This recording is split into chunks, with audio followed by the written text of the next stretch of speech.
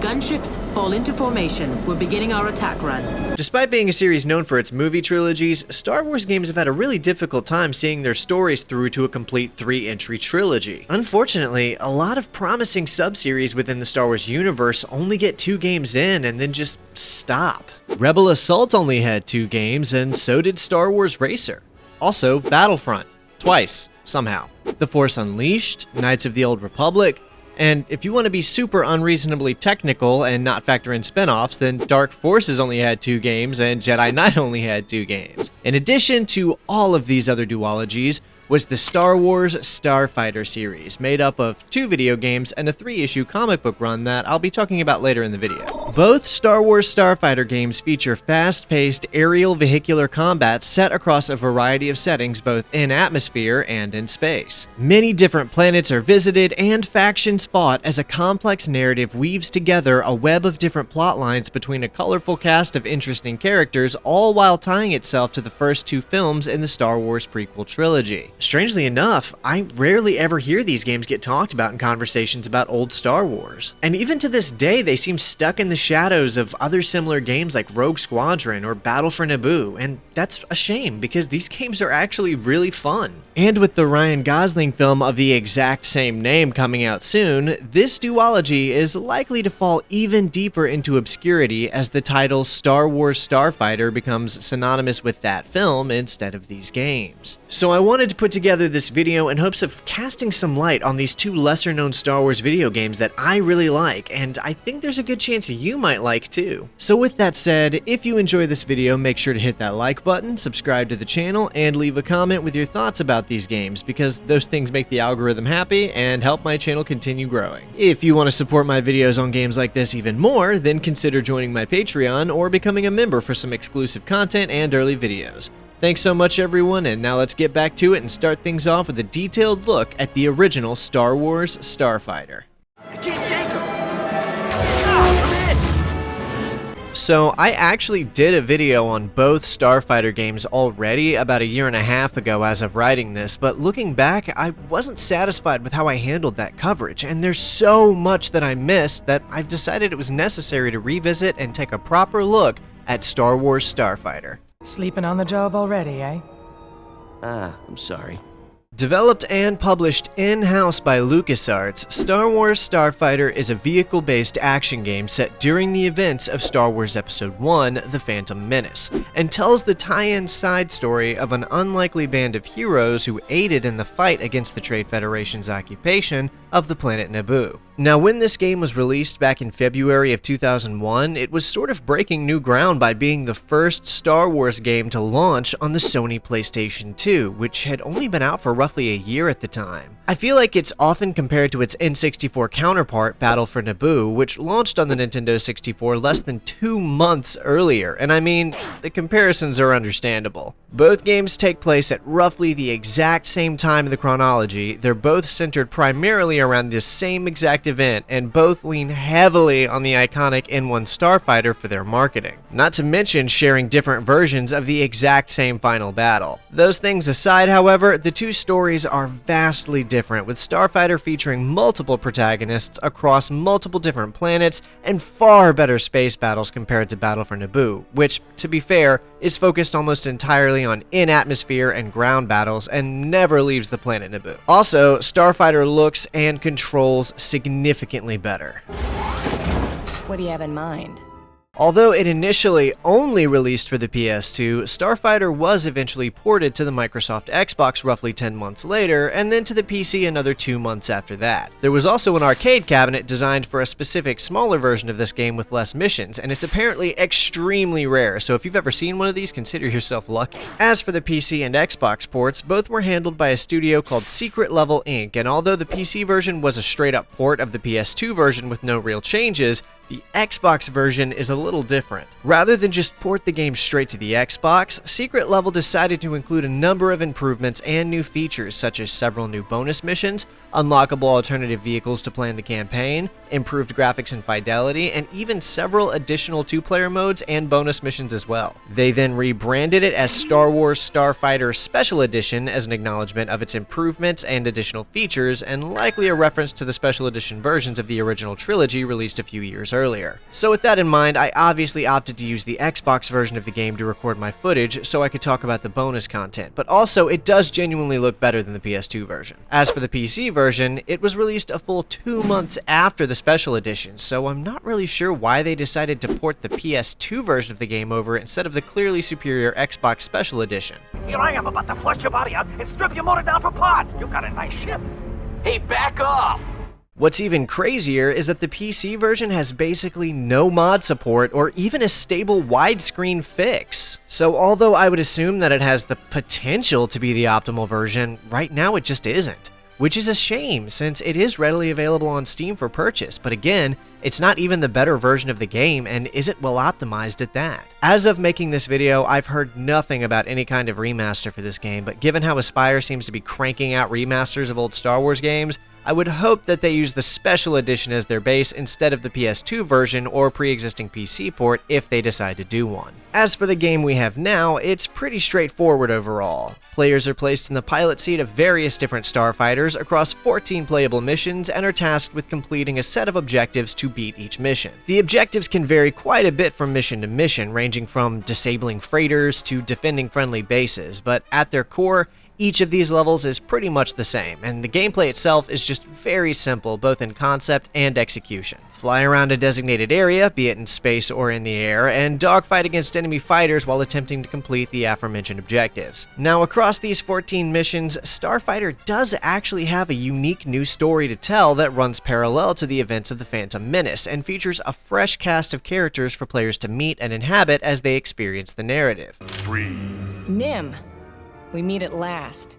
The story of Star Wars Starfighter follows 3 seemingly unrelated pilots as they each overcome a series of their own challenges before eventually coming together with the common goal of fighting back against the Trade Federation's occupation of Naboo. The first of these characters we as the player are introduced to is Rhys Dallows, a young rookie pilot who only just recently joined the Naboo Royal Space Fighter Corps. Rhys is a homegrown Naboo native born in the capital city of Theed and raised by his school teacher mother. From childhood, Rhys had dreamed of being a pilot, just like his freighter pilot father who went missing during a routine mission and never returned during Rhys's youth. Although he was initially assigned to Echo Flight, where he piloted an NX police cruiser, a fateful battle at Station TFP-9 allowed him to show off what he was capable of, where he helped Bravo Flight fight off a force of pirates. None of this is shown or talked about in the game, by the way, but rather this information comes from The Starfighter Trap, a short story written by Steve Miller to appear in the first issue of the Star Wars Gamer magazine, published by Wizards of the Coast. This short story is really fun and features a number of recognizable characters from the film, such as Rick O'Lee and C.O. Bibble.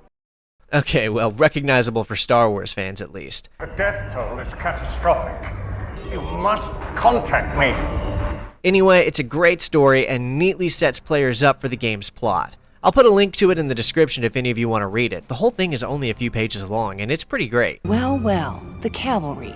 What kept you, flyboys? With his natural talents and clear capabilities on full display, Bravo flight leader Asara Till had Rhys Dallows transferred to Bravo to begin training with the best and taking flight in the iconic N1 Starfighter, which is where the game begins. This first mission is very much a tutorial level both for the player and for Rhys as a character. Asara Till guides the player through this long canyon as she trains him on how to use the N1, and it's during this that the player can familiarize themselves with controlling the ship's various functions as they take out a series of floating mines and then a few squads of holo fighters. I really love how they bothered to model out these holo projectors to explain where the holo fighters are coming from. They didn't need to do this. I doubt most people would have questioned or cared, but this was just loyalty to the immersion and the universe, and these little details matter to me. We get some fun banter between the two pilots before she informs Rhys that his final challenge is to overcome her in a fighter battle to see who can knock out the other's shields first. Of course, being the player character, Rhys wins the duel, and the two fly off to their first mission as Asara welcomes Rhys officially into Bravo Squadron. So I made it?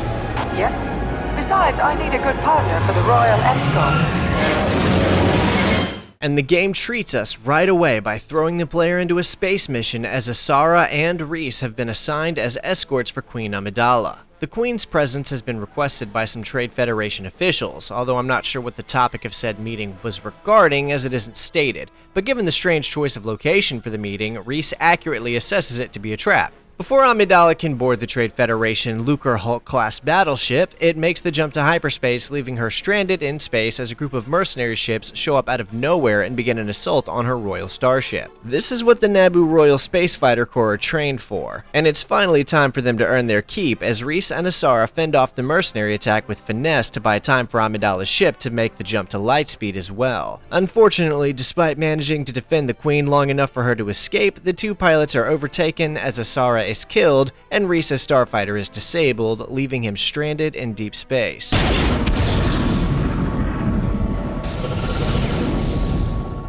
Shortly after this, as Reese and his astromech droid Wrench sit derelict in the void, a Toydarian scavenger named Reddy shows up hoping to strip the ship for parts before realizing that there's someone still alive in there. The two interact for a bit before Reddy agrees to give Reese a ride and tow his ship back to safety as they search for Asara, only to find her lifeless body in the cockpit of her starfighter. You know her. Asara. Sorry. Man, what a sad way to go. Given the situation, Reddy calls on a friend of his to ask if they can use her base to repair Reese's ship and get him home. She reluctantly agrees after expressing some discontent towards his rank. Oh, great. Another idealist. Well, not at the moment. We then swap perspectives to follow this new character we've just been introduced to.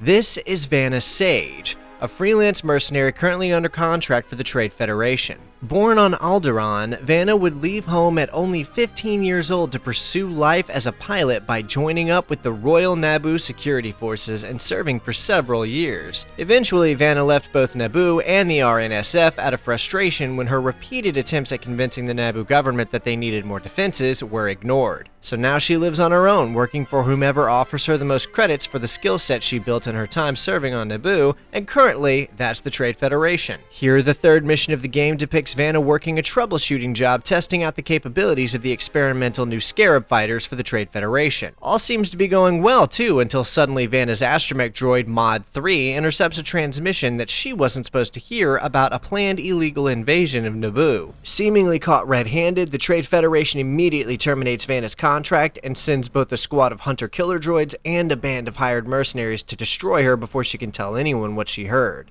This is your last fight, Vanna. Can't say I'll miss ya. We'll see about that.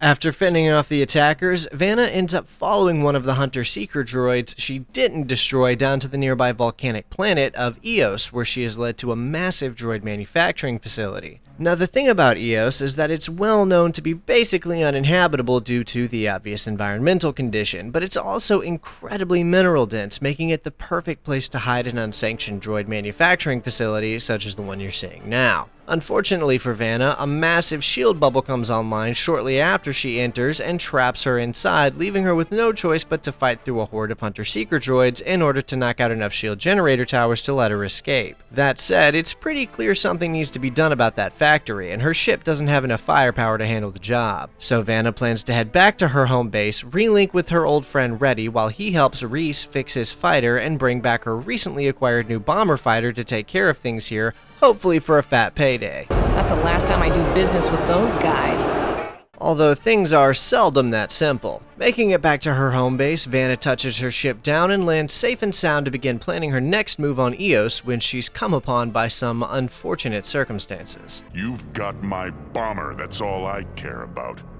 A well-known Fioran pirate named Nim has been waiting to pay her back for putting him in prison and stealing his Havoc bomber fighter. The two have a brief conversation where she convinces him to spare her life in exchange for some potentially profitable information regarding the droid manufacturing facility she just found out about on Eos. Nim spares her but locks her up long enough to tend to other business with plans to return and figure out more about what she knows. Come back, you space slug! The game now puts us in control of this Fioran pirate as we take over the aforementioned business, which turns out to be a piracy attack on a series of Trade Federation freighters to steal their supplies. Dialogue leads us to believe this is the big one, a massive pirate raid primed to offer their biggest payday yet.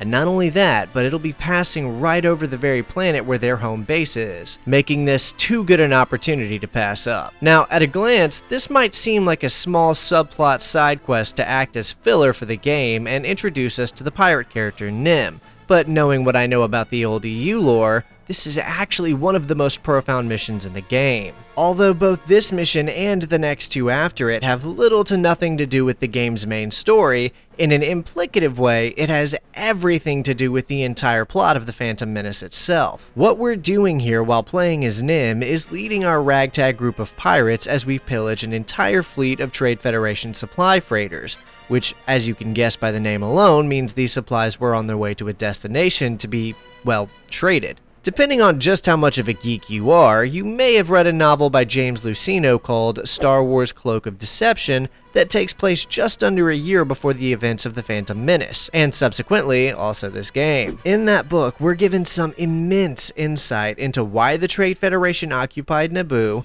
why it's important that Naboo signs a treaty with them, why they have their own droid army, and what it took to make them desperate enough to begin working with Darth Sidious, aka Palpatine, to begin with. Cloak of Deception is one of my favorite Star Wars novels, and probably one of the best in general, so if you ever wondered exactly what was going on in that movie, or just wanted some extra Qui-Gon and Obi-Wan story, then I heavily recommend reading it. I shall do what I must, Obi-Wan. I won't exhaust you with all the details, but in essence, the Trade Federation has been begging the Galactic Republic for legal permission to have its own military to protect itself because their supply runs have been getting completely pillaged by pirate mans across the Outer Rim. These pleas fall repeatedly on deaf ears as the Galactic Republic not only refuses to provide sufficient protection for their supply freighters, but also repeatedly deny them the right to protect themselves with their own military, all the while promising to find an adequate solution while over and over delaying and achieving practically nothing while more and more Trade Federation freighters are stripped, stolen, or destroyed. In the book, we learn this predicament and its long delays in resolution are being cleverly created by Palpatine himself as he advises Chancellor Valorum in ways that ensure little is done to relieve the burden the Trade Federation faces, which results in meeting with them as his alter ego and promising them an alternate solution. I will make it legal. What you're seeing here, what you as the player would be doing here, is literally part of the whole problem. Repeated attacks on Trade Federation supply runs like this are what caused them to desperately begin illegal production on their droid army in an effort to defend themselves from pirate raids like Nim and his gang are doing here. After a hard-fought space battle, the supply super freighter goes crashing down towards the planet Locke, where Nim and his gang of pirates chase it down to the planet's surface to steal the cargo. Come on, it's payday. This mission is relatively simple. The goal is to protect Nim's cargo freighter and his pirate crew while they strip the down Trade Federation super freighter of its cargo. Like I pointed out before, this planet is called Locke, and it's another barren world, although notably more habitable than Eos was, as you can tell. It's mostly desert with a variety of mountain ranges across its surface with massive oceans of pure sulfur flowing through various rivers, some of which we can actually see from here. Both this mission and the next one will be taking place on Locke, but for now we fight back the pursuing forces trying to reclaim the lost cargo that Nim's pirate gang quickly loads aboard their own freighter before escaping into some underground catacombs where they disappear for a while before taking the loot back to their base. As it turns out, however, the Trade Federation isn't taking these raids lying down anymore, and this particular big raid turned out to be predictably too good to be true, as in it was a trap so they could track these pirates down to their home base and kill them all for good. Scout 21R5, please maneuver to assist. Are you there, Danbury? Well, there they are, and they're very unhappy. This is another simple defense mission where the player, still in control of the pirate Nim, will be defending his pirate base while the people in it completely evacuate. It'll be a lot of destroying freighters, tanks, and bombers, and if you miss too many or aren't fast enough, then they'll destroy too much of your base and you'll fail the mission. If you hold them off long enough, however, your people will make it out alive and set a self-destruct sequence on the base, destroying everything left along with the invading forces. In the meantime, however, we're taken back to Vanna's base where we see Reddy and Reese arriving to make the repairs to his ship. Well, a ship is here, but where's Vanna? What's that? Well, well, the cavalry. They, of course, find Vanna trapped in the cell Nim left her in before freeing her as she helps Reese repair his N1 Starfighter. The two then discuss the factory she found on Eos as they begin to formulate a plan to destroy it before it can send even more droids after Naboo. Just then, Nim returns to Vanna's base as he promised, only to find her having gotten out of her cell. He admits to her that she was right all along about the Trade Federation and that they wiped out his base. This leads her to introducing Nim to Reese and Reddy, with weapons drawn of course, before offering to let him in on the plan they're working on to destroy the droid factory. You and whose army? Yours.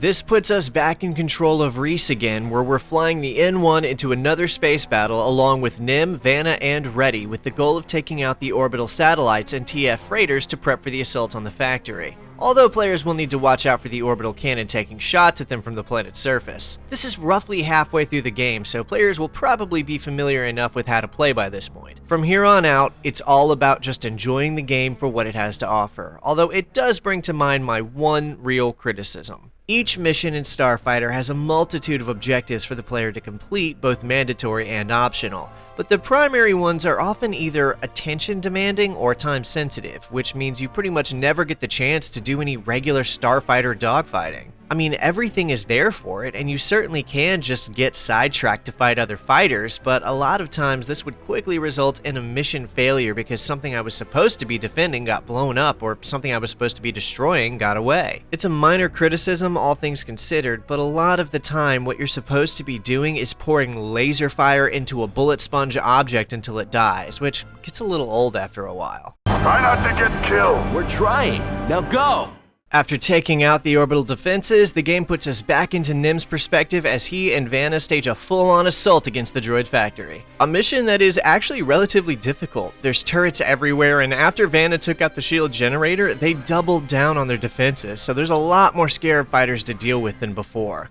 Although it's cool that we finally get to take on this factory that's been such a plot point so far. Destroying this thing should help mitigate the amount of droids planned for the Naboo invasion, too. All of this is going down between Qui-Gon and Obi-Wan saving Amidala and then returning from Coruscant, just to give you a frame of reference for when this is happening. There's a series of buildings and structures like a landing pad, power station, command center, etc., and we have to track them all down and destroy them with Nim's bomber. Blowing up whole structures like this was actually quite the spectacle back then. I mean, this wasn't just cool for Star Wars fans, but sci-fi and flight sim fans in general. Not saying this game is a flight sim by any means, but you get what I'm saying. With the droid factory in ruins, our ragtag group of warriors has dealt a crippling blow to the Trade Federation's army, and we even get a really cool cutscene of the factory exploding before the crew punches it to Naboo to find the entire planet under a blockade. Alright then boys, follow my lead.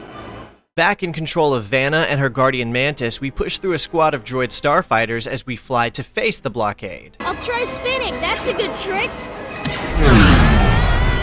The objective is to disable the shields on one of those freighters so Reddy can board it and steal a handful of their munitions to deliver to the Naboo resistance on the planet's surface. While Reddy does his plundering, it's up to us to blow the remaining freighters into scraps and ashes. This is probably the best space battle in the game, honestly. I mean, it's not annoyingly demanding, and it's one of the only missions you can kinda take your time and enjoy the game's combat against other starfighters in a satisfying way. The scale is massive, there's a multitude of freighters to destroy, not to mention a handful of missile frigates to take out. Once they're done punching a hole through the blockade, having captured a solid amount of munitions, our heroes head down to the surface to drop off the supplies they just stole. Back on old Naboo again, the game has us fly through the canyon from the tutorial level again, only this time it's loaded with droids trying to kill us, which adds a new dynamic to a familiar level. Follow me. I remember this place. Just keep me alive, Reese. I love the chance to fly around in the N1, and this level gives you such a fantastic opportunity to play with the admittedly really solid flight controls. The first time I talked about this game on the channel a while back, this level was the bane of my existence, but it's because I really didn't spend enough time with the game to realize there was a third-person mode that makes some of these levels way easier. I'll talk more about that later. I mean, it doesn't get more simple than this one. We fly through the canyon, take out whatever droids are in our way, defend Reddy, and try not to crash into the canyon wall. Hammering home the gorgeous paradise planet aesthetic of Naboo, this next level is one of the most unique ones in the game. Tasked with playing escort for a group of land speeders, we need to destroy a series of Trade Federation land turrets and an energy barrier so those speeders can break a group of RNSF hostages out of these small prison areas. Reese, Reddy, and a few members of Bravo Flight then follow along the progression of the Salu River to a series of nearby islands referred to as the Europa Islands, where they make a stand to guard the speeders long enough for the speeders to hit land and get picked up by a shuttle. While all of this is going on, we swap perspectives to see what Vanna and Nim are doing in the meantime. And it happens to be a climactic aerial battle across the great grass plains of Naboo, while the final showdown between the Gungans and droids we see in the film is taking place. Despite this looking a lot like the battle we see in the film, where the droid invasion force battles the Grand Gungan army due to the massive shield, it's actually not. There were 3 droid strike forces on Naboo, and the one from the film was simply the largest one. This one is a smaller shield put up to guard the Resistance outpost the RNSF Resistance has been forming across both this game and, if I'm not mistaken, the Battle for Naboo game as well. They were striving for a lot of consistency in the early prequel days, and it was great. All the player really needs to do is fly around and bomb a bunch of tanks and ships. After a few minutes, Reese and Reddy do come flying in from the last mission to help out, which adds a lot of immersion to the level. Given what the game is, I think this is a really solid penultimate mission and makes a great treat for fans of the film to dig in and enjoy. Of course, you can probably guess that the final level sees us taking control of Reese again as we fly the N1 into space to join the rest of the squad in one final assault on the Lucre Hulk class battleship. Welcome back, Bravo 10. Who trained you? Asara Till. Who? I'm sorry, you're breaking up. I was trained by the best, sir. Well, we'll make them proud, pilot. I will, sir. I will. I mean, this final battle is outright iconic. Even though this isn't the first game to let us play a version of this space battle, it's still a great finale for this story. And the level itself is admittedly fun to play, though albeit with some annoyances. These red explosives that act a lot like the seismic charges from the second film, except of course being red, are insanely frustrating to deal with, and the mission throws them at you constantly. Interestingly though, they bring in the mercenary ship that killed Asara in the second level in a kind of duel-like showdown for Reese to enact justice for him killing his mentor. It's a little over the top, but very in line with Star Wars, so I won't pretend that I don't enjoy it. Eventually, the game takes us inside of the control ship where the final battle between Reese and the mercenary leader takes place, and we get to knock out the shield generator from the inside. I don't love this, to be honest. I see what they were going for, letting players experience the iconic Anakin sequence, but I mean, when Anakin did it, there was a sense of destiny to it, like no one else but him could have done something like that. You know, being the Force-sensitive chosen one and all. There must have been a better way to end this final battle other than ripping off the film's finale, right? Either way, it's what we got, and Reese kills his enemy, knocks out the shield generator, and escapes the ship before Anakin does his thing. Now this is pod racing. And Reese comes flying out of the thing triumphantly as if he was the one that blew it up, even though we all know he wasn't. It's a little silly, but still, I see its merits. The final cutscene shows Vanna and Nim having a conversation in a hangar as the ending celebration from the film takes place down on the streets, which I love seeing a different angle of that ending, actually. Reese and Reddy show up to join them as they all discuss parting ways. Reese, Reddy, and Vanna opt to stay on Naboo and continue to serve there, but Nim leaves to return to his life as a pirate captain.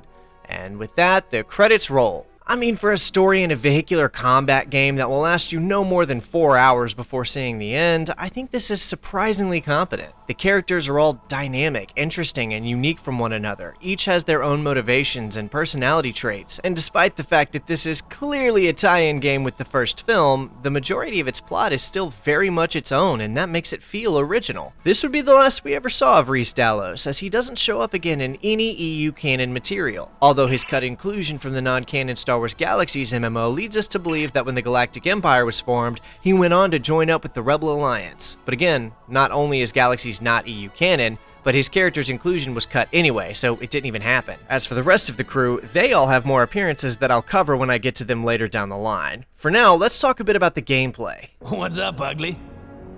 Look who's talking.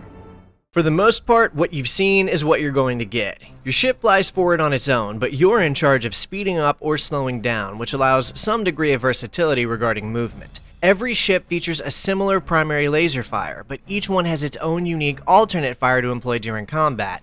Depending on which ship you're flying, you'll either have proton torpedoes, proton bombs, or ion-enabled tags. Each of these has their own uses. As for the camera controls, you can switch between a first-person and third-person viewpoint on the fly during gameplay, and despite my initial assumption that this was mainly up to preference, each viewpoint is actually more advantageous than the other depending on what you're doing. When I was playing through the game for the gold medals, on each level I found myself swapping between perspectives to suit the action I was in, such as third person over navigating harsh environments and first person for more precise aiming. And lastly, a mechanic that is super cool in concept but ended up being pretty much useless in execution is the ability to command your allies in combat. You can order them to attack a specific enemy, focus on defense, or just have them regroup on your position. The reason I say it was useless, however, is because when I would tell them to attack a certain target, it would take them 3 times longer to destroy it than it would have taken me. And you better only be telling them to focus on bigger targets because they basically can't deal with destroying individual fighters. It's still a cool system to have, and every once in a while it would work well, but mainly in missions with a lot of larger objects for me to direct their focus towards. This one goes there,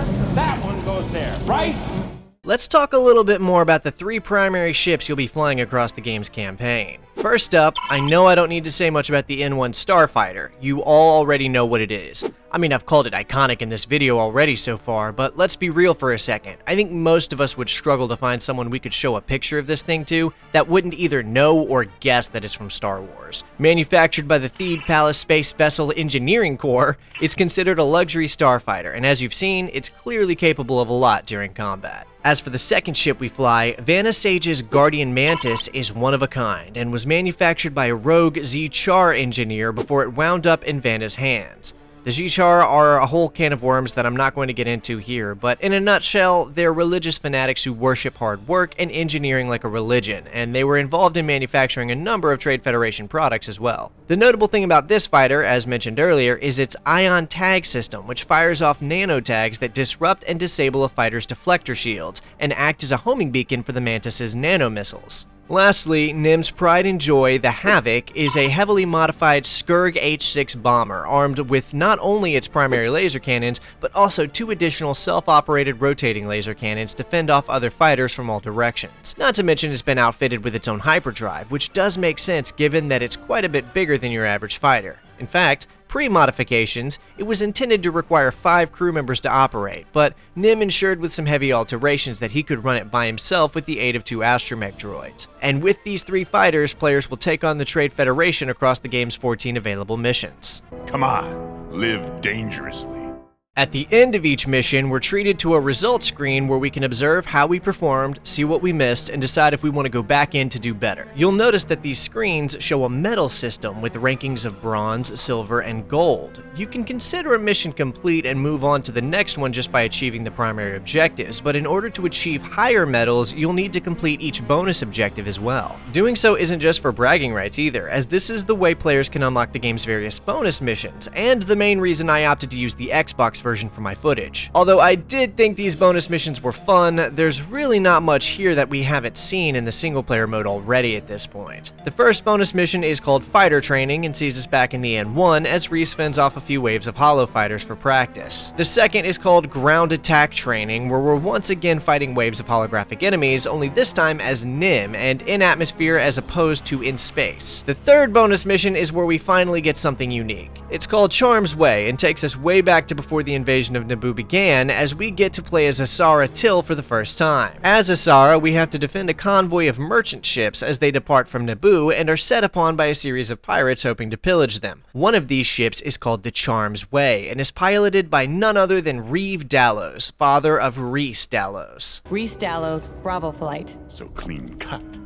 Asara defends the ships until they can make the jump to lightspeed, but as I mentioned way earlier, Reeve would not return from this journey, so it's kind of a dark mission knowing that, but it's cool that Reese's father even got to make an appearance at all. This is really the most intriguing of the available bonus missions narrative-wise, and is kind of like a retroactive prologue to the main game in a way. The fourth bonus mission, called Canyon Spirit, just puts us back in the tutorial level canyon again as we take control of Reese in a non-canonical race against the other protagonists from the game. The fifth one, Outpost Attack, returns us to Vanna's perspective again as she defends a mining outpost against a Trade Federation attack. I'm not sure where in the timeline this takes place, but I'm going to assume it's after the main game. Waves of starfighters will come down and attack the outpost, and the player has to defend it to complete the mission. And lastly, Space Sweep is an arcade-like minigame where we play as Nim again and destroy as many asteroids as we can to rack up a high score. It's a neat little addition that makes the game feel all that much more as though it was made with passion. These little details like this didn't have to be there, but the devs just wanted to have fun extra content for players to enjoy, and I can appreciate that. You ever get sick of working in paradise? You know who to call. Now normally this is where it ends. If you're playing the PS2 or PC versions of the game, that's all there is to offer here. But the Xbox Special Edition comes in clutch with 2 more bonus modes for players to engage with. The first of these is called Droid Hunt and puts us back with Vanna again as she flies back to Eos to check on the factory they destroyed, only to find it being put back together by a series of mining droids they left behind before. Here the player has to fly around the map and collect each of these mining droids in order to complete the mission. I personally headcanon this as happening after the outpost attack bonus mission, where Vanna wonders where the droids came from to attack said outpost and goes out to investigate the factory on a hunch. And lastly, the final bonus mission is called Serious Swarm, and is easily the most excessive of any level in the game. To give you an idea of why I say that, there's a bonus objective for beating it in under 30 minutes. We take control of Reese one last time as literal waves of enemies descend upon him one after another. Probably the most notable thing about this mission is that we finally get to destroy one of these landers, which I kept trying to do in the main campaign to no avail since I think they're indestructible there. Either that or I wasn't patient enough, but here we get to blow one of them up and it's very satisfying. Also, Darth Maul's Sith infiltrator comes flying in, controlled by the mercenary leader from the end of the last campaign mission, and we have to blow him up, which makes me think this is probably all just a dream sequence in Reese's head. Either way, it's for sure the longest level in the game, and a fun inclusion for the special edition overall. I'll see you later.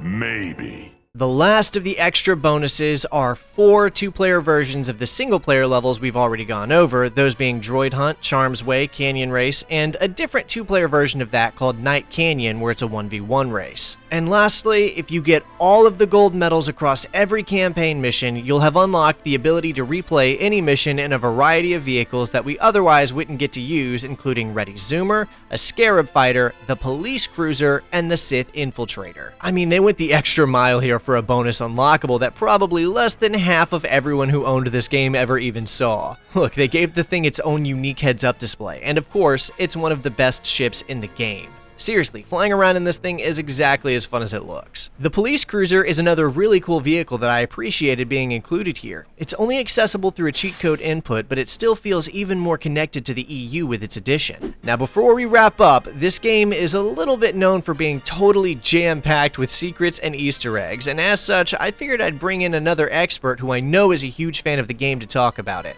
Flandrew, what can you tell us about the secrets hiding within Star Wars Starfighter? Thank you, Evan. Like most LucasArts games of the time, Starfighter was filled with Easter eggs. From concept art galleries and bizarre developer Christmas messages, to this battle droid casually grilling some sausages on top of an asteroid. But the game's best Easter egg is one I found accidentally when I was 9. Starfighter was the first PlayStation 2 game I ever got, and the first game I ever played that utilized both analog sticks. So naturally I was terrible at it, smashing my poor N1 all around the Naboo canyons. At one point I had accidentally sent the Starfighter heading in the wrong direction to the start of the trench, and that's when I saw it. An area made up of shield generator walls, and once I flew through the ring I was able to go up and see a bunch of random paintings floating in the air. At the time, I didn't know what they were. In fact, for a while I thought I dreamt the whole thing up. But sure enough, it's real. The paintings are actually artwork from the LucasArts game Outlaws, which was released a few years prior to Starfighter. So there you have it, kids. Sometimes incompetence and stupidity can unlock amazing things. Back to you, Evan. Thanks so much for coming on board, Flandrew. I've been a fan of his content for a while now, and it was really cool to get to work with him on this. Cheers, man. As for Star Wars Starfighter, I think my feelings on this game have been made pretty clear by this point. It's admittedly limited, yes, and you can probably 100% the thing and have nothing left to do in roughly 8 hours, which is really pushing it on the content side of things. If I had bought this game for its $50 price tag back in the day, I'd probably be a bit harsher on it. But even with that said, the game is still really high quality for a PS2 game from 2001. I mean, it's just so much fun to play. And it's not like this game is coming off of anything that set some kind of major precedent either. I mean, it was the first Star Wars game on the PS2, and the devs were working with new tech. Honestly, the majority of LucasArts titles tended to be pretty short most of the time anyway. What we get when we jump into Star Wars Starfighter is a tight-knit and satisfying experience with a fun tie-in story that adds a lot of depth and intrigue to the first film's plot, while introducing us to new characters and locations that we hadn't seen before, but that still compels us all the same. I'm confident in saying that even after all of these years, Star Wars Starfighter is still a must-play for any and all fans of the series. Woo-hoo! What a team!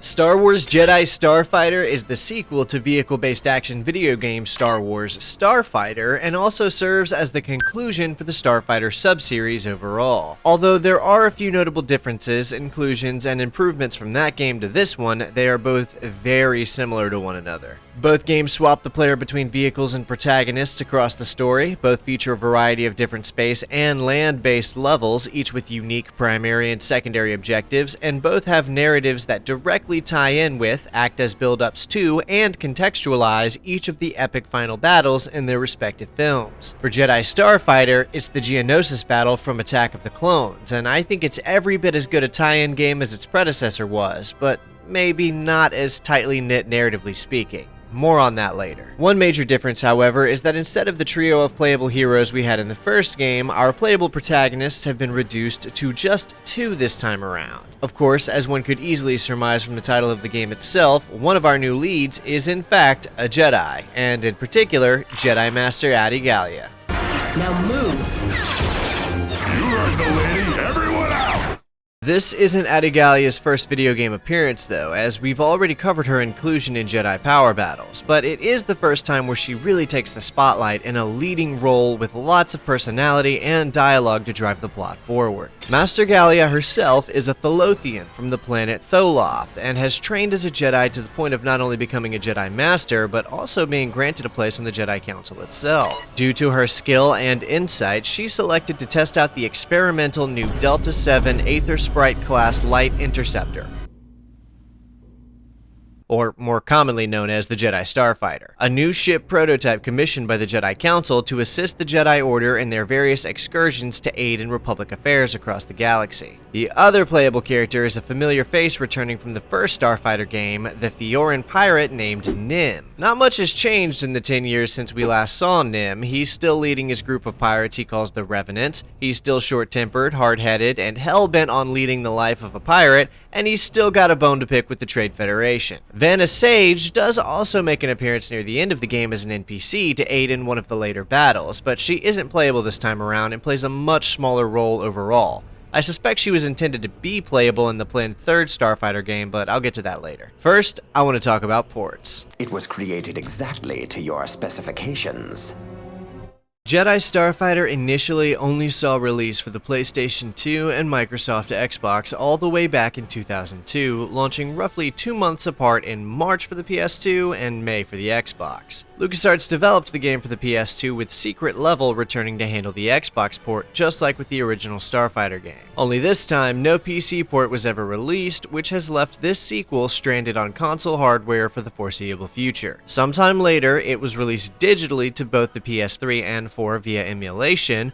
Also, it was made backwards compatible on the Xbox 360, but when played on the 360, unfortunately suffered various bugs that plagued the experience. As for emulating it on the PC, well, there's not really a good way to go about it, unfortunately. Unlike the first game, the Xbox port here is pretty much a no-go right now so far as I can tell. For some reason, there's a major issue with the frame rate that basically makes the game unplayable, and despite trying a few workarounds to see if I could resolve it, I couldn't seem to make a dent. Luckily, there's really only one difference between the two versions this time around, so you're not missing much content by playing the PS2 version instead, beyond one bonus level, but even then, trying to emulate the PS2 port has issues of its own. If you run into trouble, we can't promise a cavalry. The Force will be my guide. And may it protect you as well. The PS2 version is technically playable in full via emulation, but it's got a few problems. For instance, the dialogue pretty much never plays in the post-mission cutscenes, which is a bummer, and there are a few areas where the game seems to struggle with the frame rate here and there, although it's never game-breaking by any stretch. Realistically though, this iteration is really only held back by one enormous glitch that soft locks you from progressing a little over halfway through the game. Near the end of the game's second act, there's a mission called Hammer and Anvil that basically cannot be completed due to a glitch that causes a scripted event to break.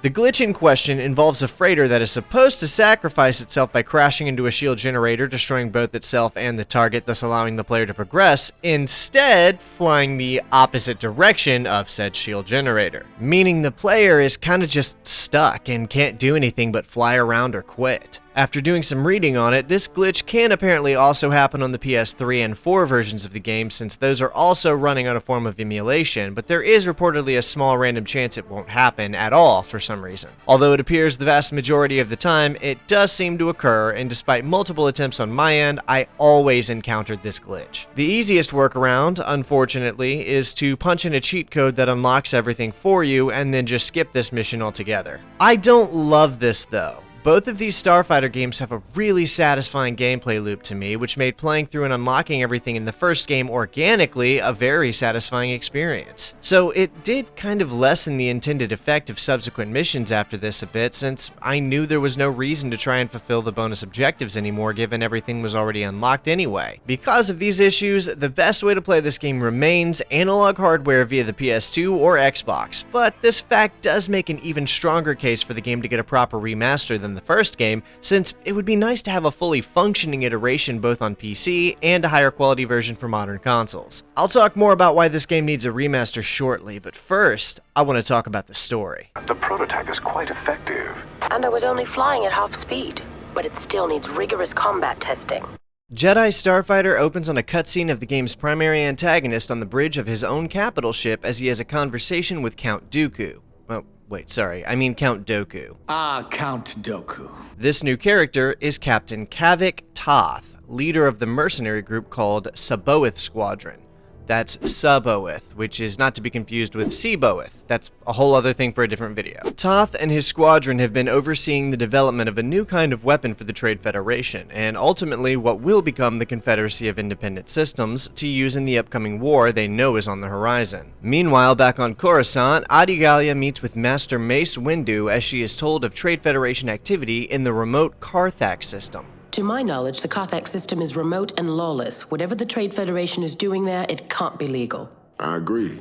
So with this settled, Addie hops into her new Starfighter and flies out to meet with a contact who can take her to meet the Fioran pirate named Nim. Man, I gotta say real quick, I love this. It's so rare we get to play proper Jedi missions like this because most of these games are centered around major events, but being a Jedi investigating potential illegal activity pre-Clone Wars is so fun to me. This leads us into Mission 1, where the informant we're meeting turns out to be old Reddy from the first game. Guess he's still running with Nim all these years later, but unfortunately, he was followed. Wait a moment, I'm picking up readings of incoming craft. You've been followed. What? Are you kidding? I once outran 16 droid starfighters on Naboo. It would be impossible for... Oh boy, we're in trouble.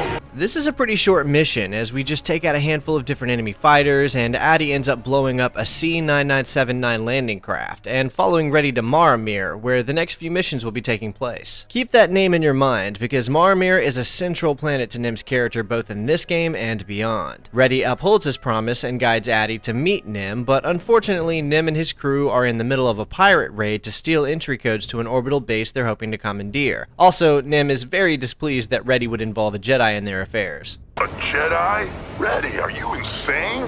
I like this mission a lot. It reminds me of Naboo, but it's different enough to feel like a new planet in its own right. Maramir isn't super lore-dense, since it's mostly only relevant to the Starfighter subseries, and is a sparsely populated resort planet even at its best, but outside of its heavy relevance across both Jedi Starfighter and the Starfighter Crossbones comics, it also showed up in the Star Wars Obsession comic run, which looks really cool and I need to read soon. Throughout this level, we have to fight off a horde of Trade Federation enemies to protect Nim's lieutenant, Jenkins, as he attempts to slice into and steal the aforementioned codes they came here for. I know the Jedi aren't exactly friendly with the Trade Federation after that whole trying to occupy Naboo thing, but deliberately helping a pirate group raid one of their bases to steal their codes is amusingly partial for a group that considers themselves to be keepers of the peace. With the codes they need in hand, Nim rounds up his crew and flies out to free a bunch of their gang from a Trade Federation space station creatively named Space Station 1138. This is a reference to George Lucas's first feature film called THX 1138, a dark dystopian sci-fi film from 1971.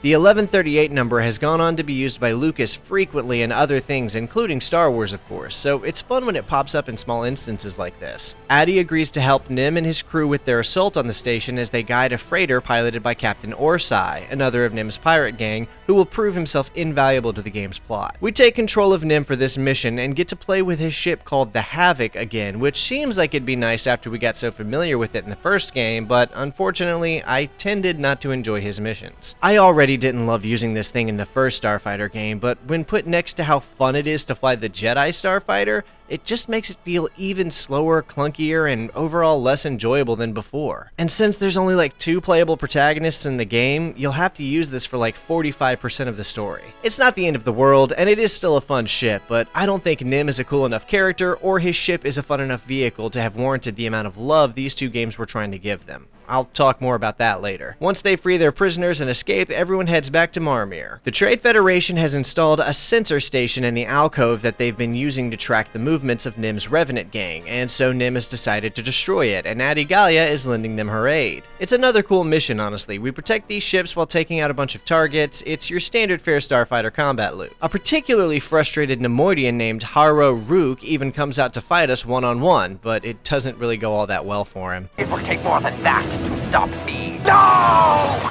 Also, I need to say that the audio mixing in this game is awful. I turned the music and sound effects down with the dialogue maxed, and I still couldn't hear what they were trying to say half the time, and if I turn them down any lower, it just makes the whole game feel extra quiet. No idea why this is. I feel like I remember it being an issue in the first game's PS2 version as well, but why would they not have fixed it by now is the real question. He gets away in an escape pod, by the way, but that won't save him. Much like how the first game integrated CGI cutscenes throughout the story, Jedi Starfighter continues that trend with several even better looking CG cutscenes. Although unlike the first game, the second game's cutscenes lean heavier on showing us the antagonist than before. Part of this is because we actually have a clear antagonist this time. I think overall we still get more protagonist-centered cutscenes, but they do show us a lot of our villain, Kavik Toth. What you're seeing here is Toth speaking with 3 Nemoidians from the Trade Federation about the new Trihexalon weapon they've been developing together. Have you tested it?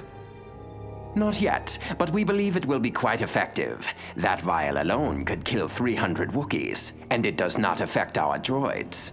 It's the perfect weapon for Dooku's new army. They reveal that they've been behind on their production, but are redoubling their efforts to produce the hyper-deadly weapon, and this frustrates Toth as he informs them that his people will be taking over production. And then he kills them with it.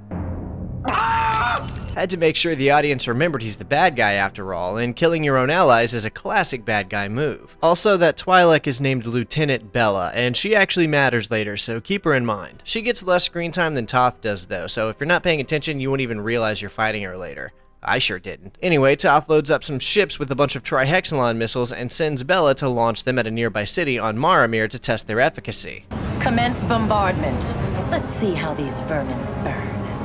Meanwhile, Addy tells Nim that she senses a disturbance in the Force and breaks off from Nim and his crew to go investigate the nearby city of Point Modi with Reddy. Now, overall, the Starfighter games feel pretty different from the Rogue Squadron games. Well, as different as third-person arcade-like vehicle-based action games can feel from one another, that is. That said, this mission in particular really did feel like a Rogue Squadron mission, and I mean that in a good way, actually. I'm not really sure why it gave me that vibe. Maybe it's the city we're fighting over to protect like we saw in a few Rogue Squadron missions. Which is a major part of the level actually, because those Trihexalon missiles are raining down on Point Modi by the dozen, and it's up to Addy and Reddy to shoot them out of the sky while the city is evacuated. I thought hex weapons were banned by the Republic. They are, Reddy. Lieutenant Bella bails while Addy and Reddy stay focused on protecting the city by shooting down the rest of the missiles, some hex bombers, and even a few Saboth freighters. It's a cool mission, and I can't even fully explain why, but it's one of my favorites in the game. It's so simple and feels like it hits that sweet spot of what Jedi Starfighter wants to be. With that done, we're put back in control of Nim as he and Jenkins lead a Revenant assault on the Trade Federation's mining facility built across Mount Mirakan. Look at this little fella, what's he up to down there? There's not much to say about this level narratively speaking, but man, it's cool flying around this mountain and blowing things up. That's really just about all there is to do, though, besides blowing up these freighters to get that bonus objective. This is happening at the same time Reddy and Addy are defending Point Modi, and you hear them talking back and forth as Nim acknowledges that he knows about Captain Toth and his Saboth squadron. Kavik Toth. He might be more dangerous than me. No kidding, I'm out! Once the mining operation is in ruins, Nim and his crew relink with Addy and Reddy as they all work together and make for the planet Nod Kartha, where the Trihexalon manufacturing facility is. Nim has agreed that the Trihexalon weapons are too great a threat to leave unchecked, and plans to help Addy destroy them. Unfortunately, the planet has a defense grid that knocks one of Nim's freighters out of commission. Everyone pull back, it's too well defended. In this mission, we're back to Addy and her Jedi Starfighter, and it's actually a major narrative moment for the game, marking not only the halfway point, but also the moment where several crucial events happen. Which is why it's such a shame that this is the mission that breaks across most emulated versions of the game, making it a mission all but guaranteed to soft lock your progression. I mean, come on, Jango Fett shows up in this level and we can even take some shots at him. You're telling me that this is the mission that breaks? Reddy has a bounty on him? What? You'll not escape. Neither will you. Yeah, so it turns out our good Tordarian friend, Reddy, has a bounty on him, and during this mission, Jango Fett chases him around before Reddy makes the jump to lightspeed, and because Jango wasn't prepared to be caught between three fighting factions, he isn't able to secure his bounty and bails out of there. This is your fight, not mine. You can't do this. We have a contract. Yeah, it's a super brief cameo, but it's still pretty cool to see the Slave One flying around the battlefield. Between the Trade Federation, Saboth Squadron, and the massive cannons taking shots at him, Captain Orsai decides to set his ship on a collision course to crash into and take out one of the shield generators, allowing our heroes through the planetary defense grid. Or, well, that's what's supposed to happen on a functioning version of this game. Assuming that does happen though, Addy, Nim, and the rest of the Revenants press on to the surface of Nod Kartha to find and destroy the Trihexalon manufacturing facility.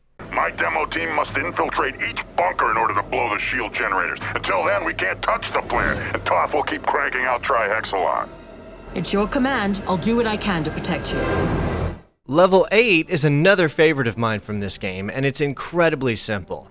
That massive structure is the manufacturing plant the Trade Federation and Saboth Squadron has been using to create the Trihexalon weapons, and it's currently being guarded by a series of individual shield generators, each hidden in a separate bunker that Nim and his ground unit has to enter, set charges, and blow up. Basically, all we're doing here is destroying a bunch of ground vehicles and units like tanks, stabs, and just regular droids. Unfortunately, Nim and his crew get trapped inside one of the bunkers while trying to blow it up, which leads to another of the game's excellent cutscenes depicting Addy Gallia leaping out of her Starfighter and dismantling some droids so she can rush the bunker and save Nim and his people. We even get a Qui-Gon style scene of her saber cutting a hole in the door, and the same track from that part of the Phantom Menace even plays. It's great, I love it.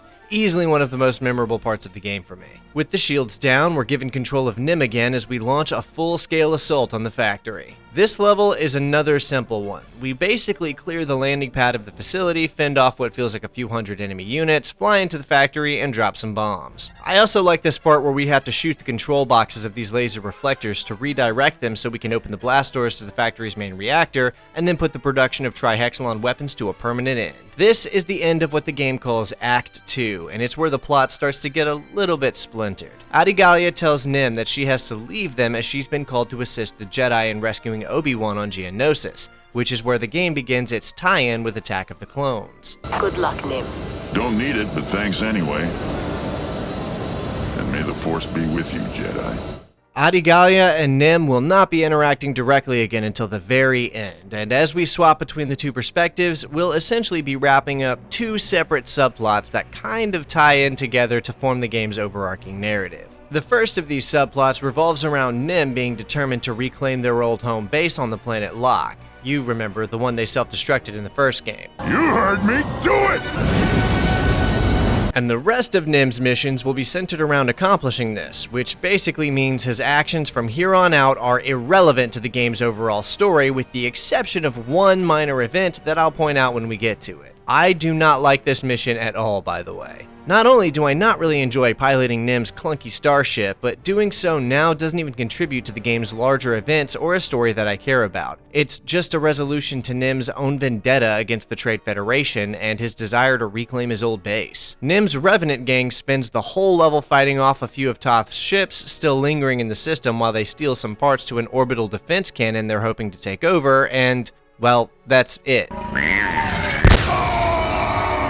I hesitate to say this mission should have been cut, because this game is already pretty short as it is, and having lopped off an entire level would leave it with only 14 total, and 15 just feels like such a more complete number of levels to have in your campaign. So what I'll say instead is that they should have replaced this level with another Adigalia mission that expanded more on the Battle of Geonosis. I mean, come on, the game is literally called Jedi Starfighter. Do you think anyone would have cared if the devs skewed the playtime a little more in the titular vehicle's direction? As it stands, 8 levels are dedicated to Adi, with 7 given to Nim, which is too close to an even split for a game called Jedi Starfighter, where only just slightly over half of the game's campaign lets you fly it. I know it's a silly thing to care about, but I just do not think Hayden Blackman's OC Nim here is nearly interesting enough to warrant all of the screen time he gets. And I really like Blackman as a writer, by the way. I even think this game has a pretty good story, actually. I'll talk more about this shortly, let's just move on for now. Getting back to Adigalia, where we can fly the ship that's actually on the cover art, the tie-in part of the game finally occurs as we exit hyperspace in orbit of Geonosis. And don't worry, I'll address that lore problem later too. New Moon copies, Master Gallia.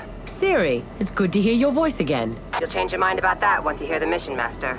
Lock on my coordinates. That is Siri Taki, or Tachi.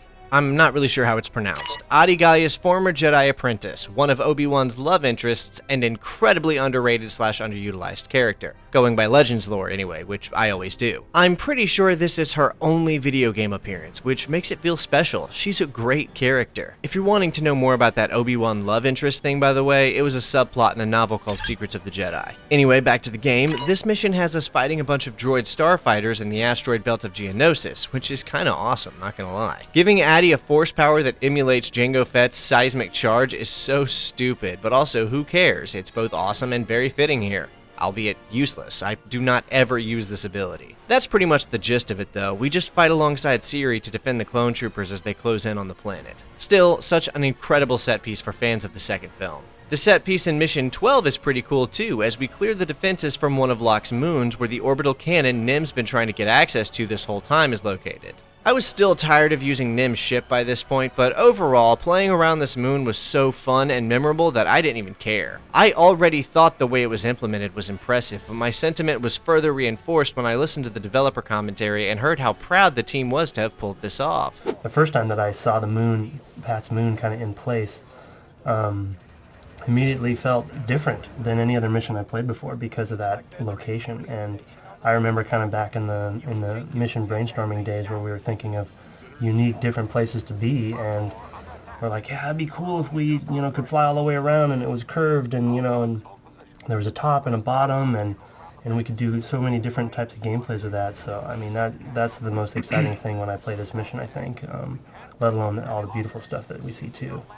And then some of the problems that caused for the gameplay is... Yeah, I didn't worry about that, I just let Troy do it. Once control of the cannon is acquired, we get to aim it at a Trade Federation cruiser and hit the delete button, which is fun. Firing! Furious!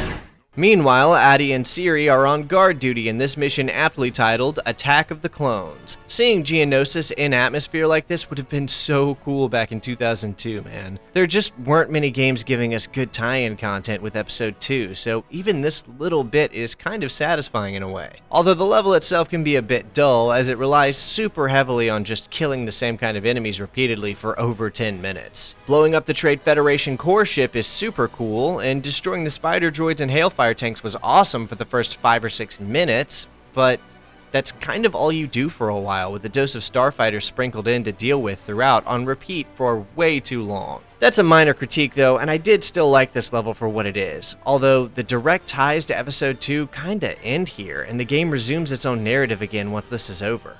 which is kind of a shame since the first game made a far bigger deal out of the Phantom Menace's final battle, and we already saw way more of that battle in its respective film. The Battle of Geonosis not only had the potential to be way bigger and better than that one was, but also saw less screen time in the movie, meaning they both could and should have gone so much harder on this final battle than this short, repetitive escort-style level. Back on Locke, we get Nim's climactic final mission where he and his Revenant crew stage an assault on a Trade Federation refueling station that's been built on top of their former base. Again, the one they self-destructed in the last game.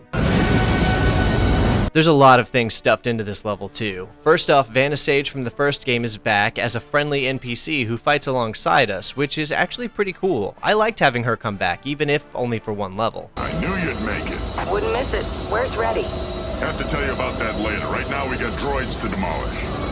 Rhys Dallows was apparently intended to answer the call to aid Nim here as well, but this was cut during development. I actually agree with this decision though, because Rhys got his due in the first game, and it wouldn't have made a lot of sense for him to help out a random pirate he met and worked with like twice over 10 years ago. Not to mention it wouldn't make much sense for Nim to reach out to Rhys in the first place, given they barely knew each other beyond the very minor interactions we saw in the first game. Vanna, on the other hand, already had a prior relationship with Nim in the first game, and is a mercenary anyway, so both him reaching out to her and her showing up here makes perfect sense. As for the level, it's definitely one of the longest ones across both games. We get to use the orbital cannon we fought to secure a few levels ago by selecting a target and telling it to fire. Although this is really only useful for these refueling stations and a few of the freighters, so it's kind of a gimmick, but it is a cool gimmick though. It's nice having the heavy artillery on our side for a change. After escorting your own ships to land and guarding some speeders to blow open the front door of the base, we enter and make short work of the base's defenses. This is where we get our penultimate boss battle. Remember that Twi'lek I brought up earlier, Lieutenant Bella? Well, it turns out that both Captain Kavik Toth and Bella have been hiding out in this base the whole time. Toth makes a break for it, and Vanna follows after him, but Nim and Bella have a showdown where he has to kill her at the end of this level. Stabilizer's failing! Abandoned ship! Ah! After that, we're thrown back over to Jedi Master Adi Gallia as she and Ciri have left the Geonosis atmosphere to go and face down the last of Saboth Squadron in one final space battle to prevent Toth from launching what's left of his Triexelon missiles onto Geonosis and eradicate their forces. Master Gallia, this is Mace Windu. Yes, Master Windu? These hex deployers must be stopped. We cannot allow them to jeopardize our operations on Geonosis. I do love this bit where we see all of the Jedi flying around on their starfighters like this. So cool. Other than that though, all we really do is blow up roughly a dozen Saboth frigates and even more fighters across the battle. It is still pretty cool to play though, and is for sure the longest mission across both games. The last thing we do is fight Kavik Toth one-on-one as Adi Gallia blows him into stardust. No! With Toth and Bella dead and the last of Saboth Squadron eradicated, the story of Jedi Starfighter comes to a quiet close as Adi Gallia meets with Mace Windu back on Coruscant for a debriefing on the situation. Windu tells her that Nim was offered a position as a representative of the Carthax system and that he declined, but that she is to remain in contact with him as a Jedi advisor. A choice which he actually accepts and does make him an ally to the Jedi in that capacity. Lastly, we see Vanna Sage again as she reaches out to tell Nim that she's found a trace on Reddy's signal, but that he's switched off his comms. She then says she's going to try and find him, and Vanna and Nim wish her luck and offer help if she needs, leaving Jedi Starfighter's conclusion setting up for a sequel that would never come. Overall, I actually do really like this game a lot. It's loaded with a lot of passion, charm, and sincerity, it doesn't overstay its welcome, and most importantly, it's a lot of fun to play. It doesn't do a lot, but what it does do, it does very well. With that said though, I have a few issues with the story that I want to talk about for a minute. For the most part, I have very much enjoyed the story of Jedi Starfighter. Adi Gallia is a great character, and her portrayal in this game makes her an even better protagonist. Her lines range between fun banter with the other characters and believably stoic as would be expected from the wisdom of a Jedi Master. Ciri's inclusion is also such an incredible and often overlooked addition that solidifies this game as a must-play for fans of the EU, given that I'm pretty sure it's her only non-literature appearance. and if anything, she was underutilized in this game. Kavik Toth, Lieutenant Bella, and the Saboeth Squadron make for a pretty one-note antagonist faction, but serve their purpose more than well enough to fit snugly into the world this game is giving us, and I'm totally fine with how both their faction and the Trihexalon plotline was handled. What I don't like is Nim. What? Oh, you gotta be kidding me.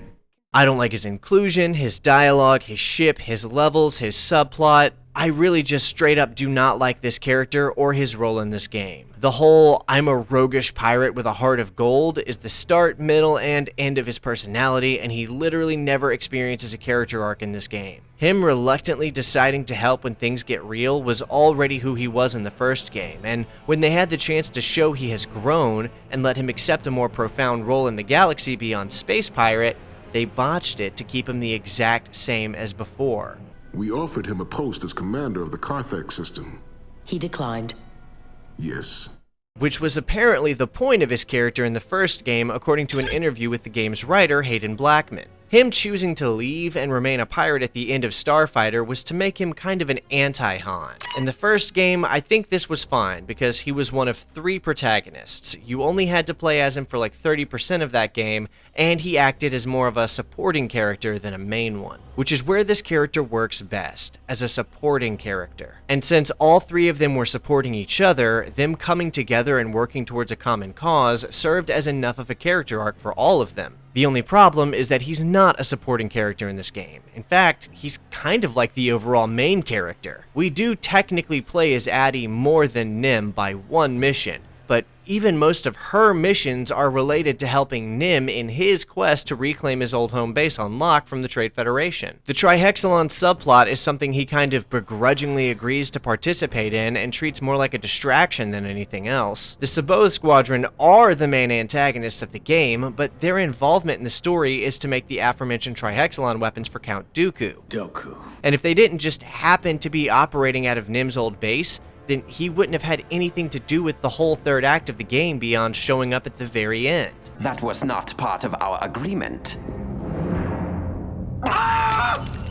It's such a weird story. 85% of the driving force throughout the game is Nim making preparations to take back his old base, which makes him feel like the main character pretty much the entire time, while the actual primary story of the game feels like it's actively fighting against Nim's subplot to be told. I really think they should have resolved the Nim reclaiming his old base subplot in like a single mission near the end of Act 2, so they could have reoriented and put all of their focus into the A plot and had him participate in the Battle of Geonosis instead of having him off doing his own unrelated thing on Locke. The whole third act just feels super narratively jarring because you're playing out 2 almost totally unrelated climactic final battles across multiple missions between 2 separate characters. Swapping between multiple perspectives during the climax of a third act is something Lucas loves to do, as seen in The Phantom Menace, Revenge of the Sith, and Return of the Jedi. But when he does it, it's multiple perspectives of the same plot, not 2 different subplots loosely tied together by a thread.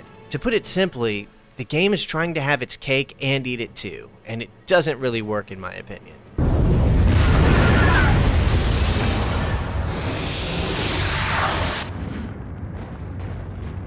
The first Starfighter game felt like it managed to tell a unique story that interwove itself with the film that it was tying into, and featured a plot that enriched the movie by contributing a narrative that expands on the film throughout a series of separate subplots that end up all coming together and fully merging back into the movie in the end. Jedi Starfighter, on the other hand, is telling its own brand new story that's nearly totally disconnected from the events of the movie it's tying into until the very end, where it quickly jumps in to coincide with Attack of the Clones for like 2 missions, and arguably at the expense of its own plot, I should add, and then dips out to go back to its own thing again. I suspect this is because the first game was developed after The Phantom Menace had already been released, which meant the developers could more easily reference their source material, whereas the second game was being developed alongside the second film, and I'm not sure how much of the story or assets the team even had access to, or more importantly, when they got access to it at all. It's possible they had to spend most of their development time working on their own original story because they weren't given access to what Attack of the Clones would entail until later in development, and then had to squeeze it in near the end. The Geonosis levels strike me as late-game additions thrown together when the team was already closing in on their deadline to be done, but that's just my speculation. Speculation that I'm offering to potentially explain why these issues exist, but not to justify them, because I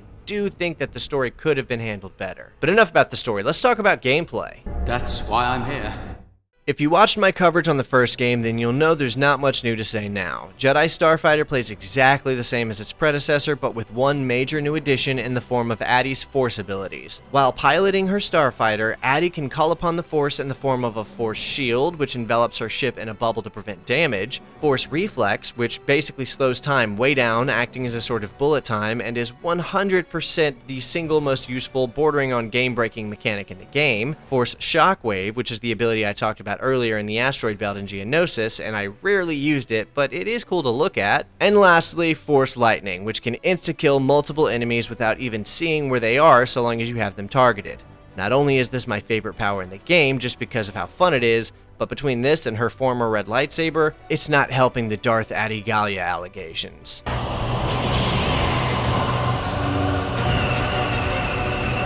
Using these powers is a lot of fun because their efficacy is determined by how long you hold the button, so if you hold it for too long or not long enough, you'll reduce the damage or time of the power. You really want to learn the right amount of time to hold the button to maximize their usage in combat. Also, the amount of fun these force powers added to the game only served to make playing Nim's missions more annoying to me. And while we're kind of on the topic of the Jedi Starfighter, I need to circle back to something I mentioned earlier. Look! Did you see that? What? If you're not seeing what I'm pointing out, then you're a normal person. If you are seeing it, then I'm sorry to be the one to inform you that you're a massive nerd. I'm so sorry. Yeah, the Delta 7 Aether Sprite class fighters didn't have hyperdrives, except when they did. See, the sleek design of these ships meant that a hyperdrive wouldn't fit, which is why Obi-Wan had to dock his Starfighter to a Silear 31 hyperspace docking ring in order to travel long distances, as seen in the film. Although according to the wiki, there were prototype versions of the ship that featured hyperdrives, which I assume is to account for appearances like the one in this game. But this only means there's no reason they shouldn't have been integrated in the first place, since not only is it possible, but Addie and Mace praised the design and capability of her ship, that features a built-in hyperdrive, repeatedly throughout the game, making it weird that some models have it, but others don't because they supposedly can't, even though they're all designed the exact same way. I just had to point it out because when I was playing, I found myself wondering how she was making the jump to hyperspace without the ring. It'd have been cooler if we did see the hyperspace ring in the game, but also I get there's probably plenty of reasons why that didn't happen. Once you've wrapped up with the main single-player story mode, there are some bonus missions to play through as well, which can be unlocked by completing all of the hidden and bonus objectives in every level. Or just using a cheat code, of course. There are 9 of these bonus levels in total, some playable both in single and multiplayer, and a few exclusive to their respective player mode. The first of these is called Escort Duty, where we defend a small fleet of ships from a massive number of enemy starfighter squadrons that get spawned randomly as the mission progresses. The cool thing about this mission is that since the enemies you fight are spawned in randomly, you can potentially fight a bunch of the different fighters from the first game that you don't really see in the main story of this one. I've read that sometimes you may even see X-Wings or TIE fighters, but this instance did not occur for me. Advanced Prototype Test is just an additional training level that's a bit harder than the other training levels, with more complicated challenges like taking fighters out from a distance or surviving an onslaught of fighters for 45 seconds. Riding Shotgun is an on-rails level, putting the player in the turret gunner seat of Nim's Havoc Bomber and letting you shoot down a bunch of enemies. It's pretty cool, and this is actually utilized in the game's co-op mode as well. Oh yeah, the story mode can be played fully co-op, which is very cool, and this is what Player 2 does in Nim's missions.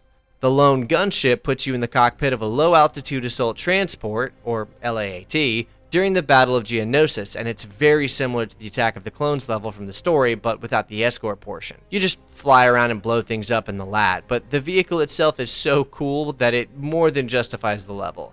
I mean, the pinpoint laser turrets are devastatingly powerful, and I love these things. The mission, simply titled Jango Fett, is probably the most interesting and legitimate of all the hidden levels, giving us control of the Slave One as we fight through to a space station to collect a bounty on a smuggler named Race Cartan. The dogfight against Cartan's ship, called the Duergo, we don't hear it said in game, so I'm just guessing that's how it's said, is pretty good. He even beat me on my first attempt. Also, in an Easter egg, you can find Reddy hiding on one of these asteroids where he'll pop out and attack you before fleeing again. The wiki suggests this instance may have been what led to Reddy's bounty, but it's possible that it took place after Reddy ran, but before the end of the game, somewhere between the Hammer and Anvil mission and the Attack of the Clones mission. It couldn't be after that because, well, you know.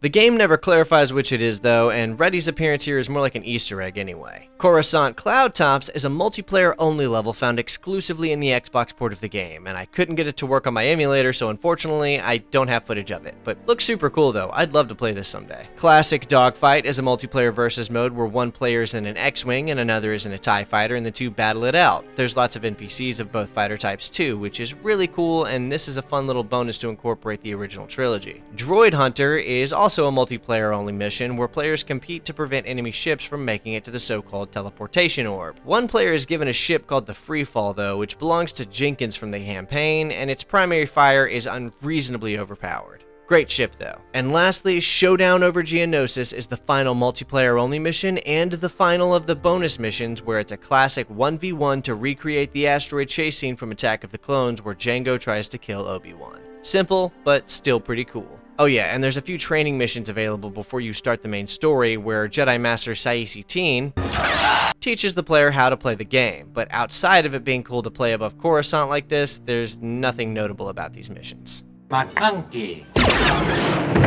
The last thing I want to talk about is the Starfighter Crossbones comic run. Starfighter Crossbones is a 3-issue run of comic books taking place between the two games and written explicitly to lead into Jedi Starfighter in particular. If you're planning to play Jedi Starfighter, I do recommend reading this before, but after is just fine too. This run is notable for the fact that it includes nearly no human characters, focusing almost entirely on a variety of different aliens, particularly, of course, Nim.